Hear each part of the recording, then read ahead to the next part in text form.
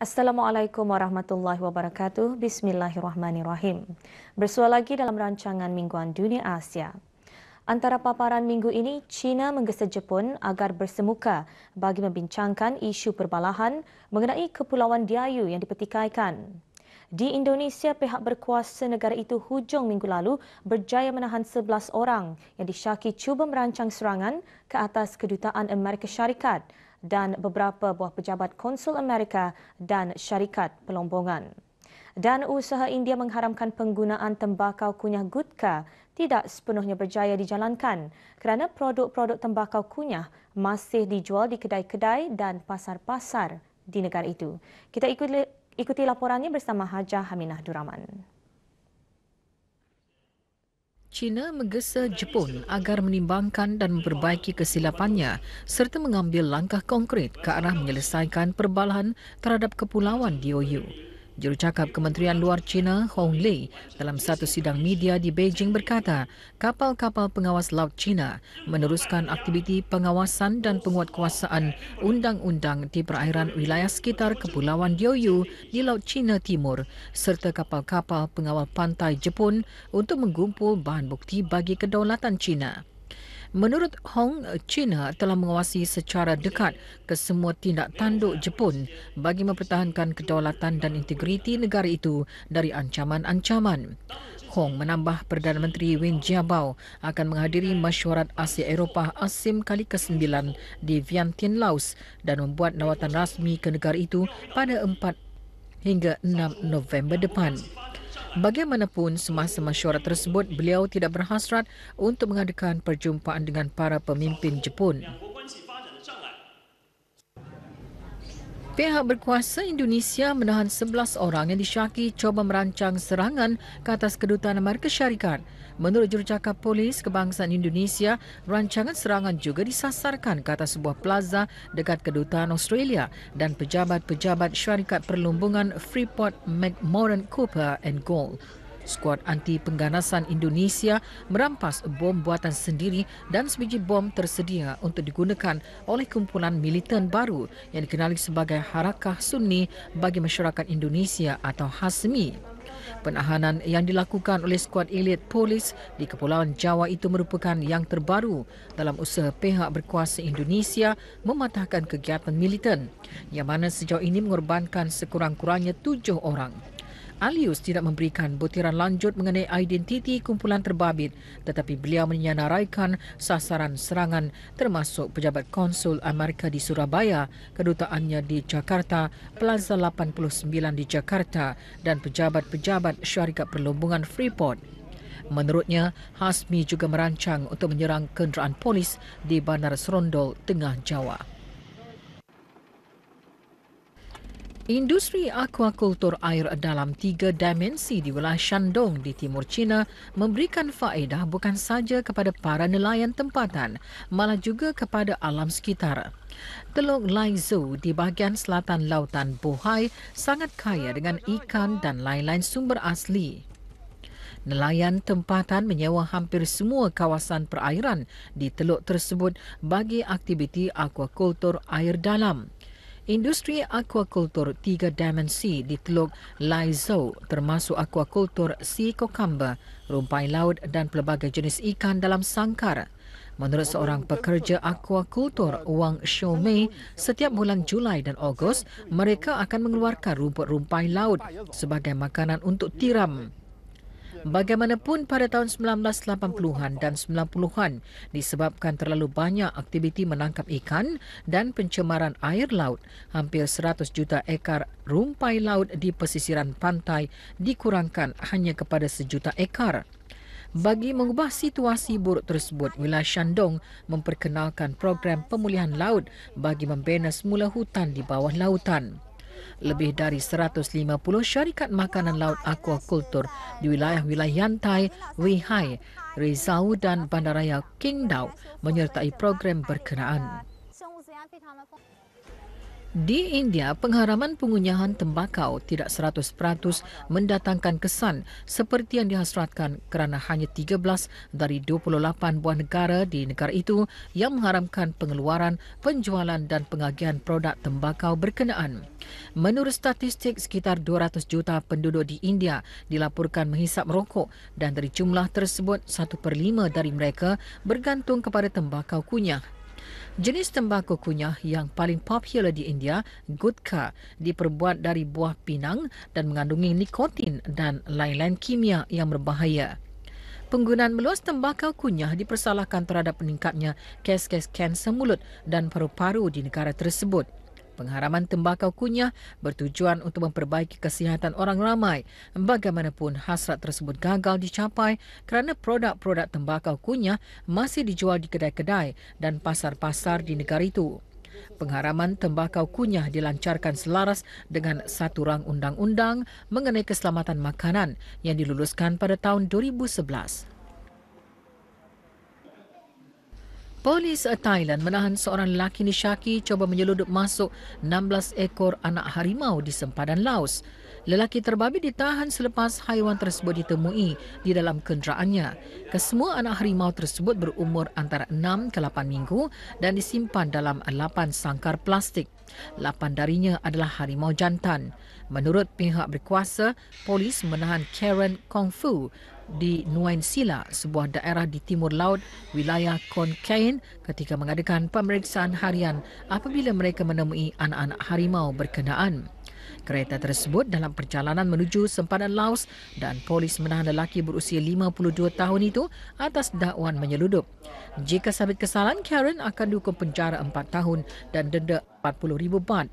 Pihak berkuasa bagi hidupan liar merancang untuk memindahkan anak-anak harimau tersebut ke Taman Kebangsaan Khao Kieu.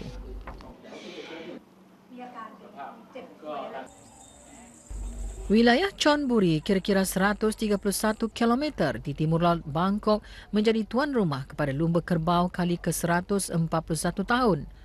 Lebih dari 30 ekor kerbau dari sepanjang wilayah Chonburi menyertai perlumbaan sejauh 100 meter bagi merebut sebuah piala dari keluarga diraja Thailand serta wang tunai $500 Amerika bagi penunggangnya. Menurut seorang pelumba, Waipon Boran berusia 51 tahun ini dia akan mempertandingkan 4 ekor kerbaunya. Beliau berharap akan memenangi lagi perlumbaan kali ini kerana dalam perlumbaan lalu dia berjaya mendapat tempat pertama.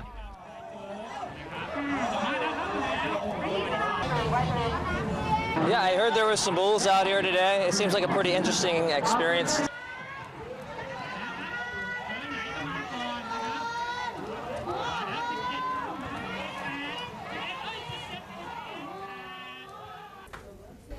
Buat pertama kalinya, Singapura menganjurkan satu perarakan zombie bagi meraihkan sambutan Halloween.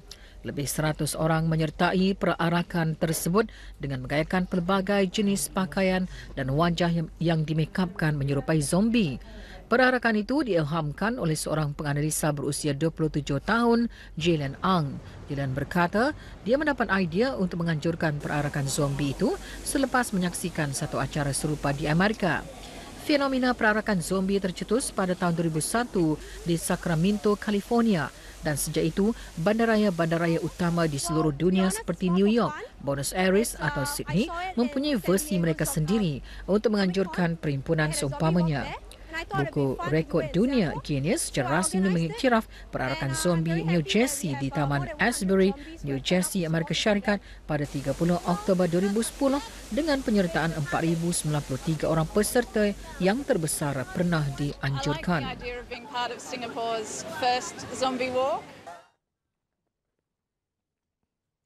Segmen Jendela ASEAN minggu ini memaparkan mengenai pengeluaran dalam negeri yang lembap dan permintaan yang semakin meningkat di Kemboja membawa peningkatan kepada 28% dalam makanan dan minuman yang diimport dalam tempoh 6 bulan pertama tahun ini.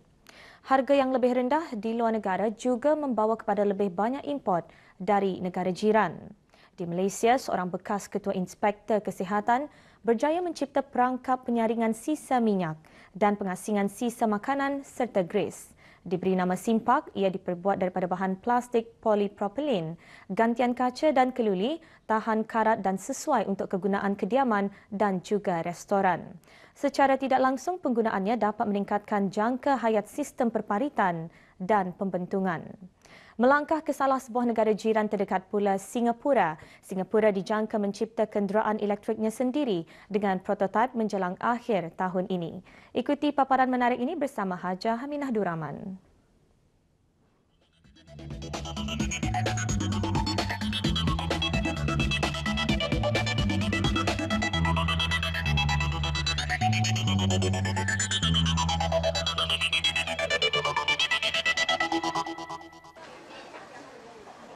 Pengeluaran dalam negeri yang lembap dan permintaan yang semakin meningkat di Kemboja membawa peningkatan kepada 28% dalam makanan dan minuman yang diimport dalam tempoh 6 bulan pertama tahun ini.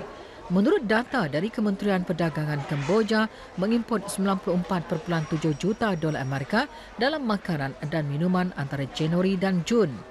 Angka meningkat dengan ketara daripada 74 juta dolar setahun dalam apa yang disifatkan kekurangan berterusan dan meluas dalam keupayaan negara itu untuk memenuhi permintaan domestik. Jurang dalam kapasiti pengeluaran juga diktiraf di Kemboja dan pengeluar domestik mesti meningkatkan bukan kuantiti sahaja tetapi kualiti dalam usaha untuk menguasai pasaran. Harga yang lebih rendah di luar negara juga membawa kepada lebih banyak import dari negara jiran. Kemboja bagaimanapun menyaksikan beberapa kemajuan ketara pada ekspor produk tahun ini dan juga kemajuan pada pengiktirafan produk di pasaran global.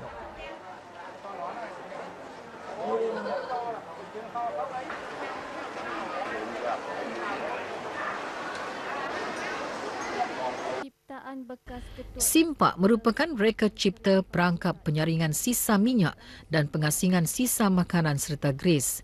Diperbuat daripada bahan plastik, polipropilin, gantian kaca dan keluli tahan karat, Simpak sesuai untuk kegunaan kediaman juga restoran.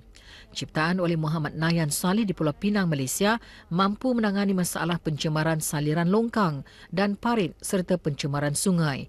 Malah minyak dan gres yang diasingkan boleh dijadikan bahan api. Ciptaan bekas Ketua Inspektor Kesihatan Krian, Parit Buntar ini secara tidak langsung dapat meningkatkan jangka hayat sistem perparitan dan pembentungan. Fungsi Simpak terbagi kepada beberapa bahagian. Peringkat pertama, kotak penyaringan ini ialah mengasingkan sisa makanan sebelum lemak dipisahkan daripada jisim molekul air sebelum air dijernih dan disalurkan ke longkang. Dan hasilnya minyak yang dikumpul dari satu atau beberapa kedai untuk diguna semula sebagai biodiesel. Hasil ciptaan Muhammad Nayan ini dijual pada harga antara RM360 dan RM1,000. Pengeluaran 2 juta unit disasarkan bagi memenuhi keperluan pelanggan di Pulau Pinang dan Asia Tenggara. 5 ekor beruk kentoi yang menjadi penghuni Taman Primat Sungai Batu Pahat di Perlis, Malaysia sejak tahun 2007 dikembalikan ke habitat asalnya di hutan simpan Wang Mu Wang Kelian 7 September lepas sebagai langkah pemeliharaan spesies haiwan liar terbabit. Kesemua beruk terbabit berusia antara 6 dan 7 tahun yang terdiri daripada seekor jantan dan 4 betina turut dipasang microchip pada badan bagi tujuan pemantauan. Menurut Jabatan Perkhidmatan Veteriner Perlis, langkah melepaskan beruk kentoi yang jarang ditemui itu ke habitatnya adalah bagi mematuhi Akta Pemeliharaan Hidupan Liar, Jabatan Perlindungan Hidupan Liar dan Taman Negara Perhilitan. Sebelum ini, Taman Primat yang beroperasi sejak tahun 2007 itu dibuka kepada orang ramai sebagai satu daripada daya tarikan pelancong bagi memperkenalkan pelbagai spesies primat seluruh dunia. Pada masa ini, Taman Primat itu mempunyai 34 ekor primat termasuk spesies beruk, kera, babun dan blue monkey. Hanya primat yang sihat sahaja dilepaskan secara berperingkat-peringkat ke hutan simpan Wang Kelian yang terletak di Taman Negeri Perlis. Pada masa sama, 24 ekor burung dari pelbagai spesies di Taman Burung Sungai Batu Pahat telah dilepaskan ke dalam sangkar yang lebih besar dan selesa.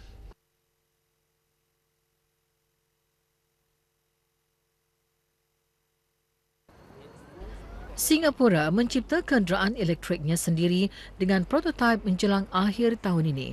Syarikat tempatan Meithan Automotive membina kereta dengan rakan-rakan dari China dan Amerika Syarikat. Firma itu juga menyuntik $10 juta Singapura untuk mewujudkan sebuah pusat penyelidikan dan pembangunan kenderaan elektrik di Singapura. Kenderaan akan dibina di zon pembangunan ekonomi bandar Heng Shui di China. Kemudian pembangunan yang diusulkan oleh Meithan Automotive di Singapura akan meneliti teknologi penyelidikan, reka bentuk dan perangai pengguna sekitar kenderaan elektrik. Sejak tahun 2011, pihak berkuasa telah aktif menilai bagaimana sambutan terhadap kereta mesra alam ini dalam persekitaran tempatan. Kini terdapat kira-kira 40 kenderaan elektrik di jalan raya. Kedua-dua pihak berkuasa sudah mengkaji data daripada kajian itu yang akan berakhir pada tahun 2013. Meithan Automotive berharap untuk menyokong usaha kerajaan dengan ujian selari menggunakan sehingga 200 kenderaan di estet perumahan Punggol. Firma itu mengandungi pelbagai agensi dengan tujuan untuk memulakan ujian tersebut selepas Jun tahun 2013. Pakar mengatakan pihak berkuasa dan industri perlu bekerjasama rapat untuk kenderaan elektrik yang akan digunakan secara meluas. Singapore Power juga telah menjalankan kajian mengenai kesan kenderaan elektrik pada grid nasional. Sementara itu, di Malaysia, derumuan lebih 2,500 motosikal menggegarkan pantai Port Dickson pada 9 September lepas sempena International Bike Fest 2012. Pesta motosikal yang masuk tahun ke-10 kali ini melakar sejarah dengan mencatat rekod dalam The Malaysia Book of Records kerana kejayaannya mengimpunkan motosikal terbanyak dalam negara. Selain Malaysia, penunggang motosikal dari Eropah, Thailand, Singapura, Filipina dan Brunei berhimpun di acara yang berlangsung di Eagle Ranch Resort. Bertemakan Bikers Brotherhood and Beyond, fiesta motosikal kali ini bukan sekadar medan untuk mengumpulkan penunggang motosikal kuasa besar, malah turut menjadi arena yang mampu meningkatkan nama Port Dickson sebagai destinasi pelancongan antarabangsa. Pelbagai jenis motosikal kuasa besar klasik yang diubah suai mengikut kreativiti serta jualan alat permotoran seperti rim, jaket dan aksesori lain nyata melestarikan sukan permotoran negara. Tahun ini, peserta turut dibawa mendekati destinasi unik dalam negeri termasuk Muzium Tentera Darat. Menerusi program Charity Ride, sekumpulan anak-anak yatim diberi peluang mendekati hobi ini.